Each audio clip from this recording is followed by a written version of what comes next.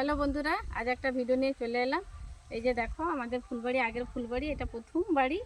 এই যে ফুল গাছ সব কাটা হয়েছে, আর এই যে এখানে ঘাস আছে। তো আজকের এই যে গরুর জন্য একটু ঘাস নিয়ে যাবো, মাও নিয়ে গেছে অনেকবার। তো আমি বলি আমি দুটো নিয়ে আসি, গরুর জন্য, নাহলে লোক নিয়ে পালাই যাবো। তা আমাদের গরুটা খাবে কি, তাই জন্য এই যে ঘাস ছিঁড়তে চলে এসেছি। দেখি কতগুলা পাই, ভেতর থেকে দুটা দুটা করে নিতে হবে। তো চলো আমি ভাবছি। আর এই ফুল পালাগুলো যে আছে, এগুলো তো ধান সিদ্ধ হবে, ধান সিদ্ধর জন্য নিয়ে যেতে হবে। শুকনা হোক নিয়ে যাব। আর এই যে ঘাসগুলো আছে, দুটো দুটো করে ছিঁড়ে নিই, গরুর জাপ হবে। এই দেখো বন্ধুরা, এই যে গরুর জন্য জাপ কাটবো, রান্নার চোপা নিয়ে চলে এসেছি।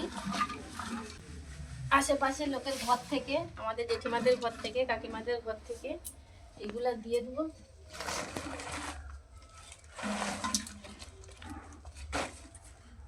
তো দেখো আমি গরুর জন্য এই যে জাপ কাটি, গরুর জাপ সিদ্ধ হবে। কেটেলে এই কফি পাতা, ওলকপির পাতা ছিল, মাও কিছু ঘাস কেটে আনছিল, আমিও কালকে কিছু ঘাস নিয়ে এলাম। ঘাসগুলো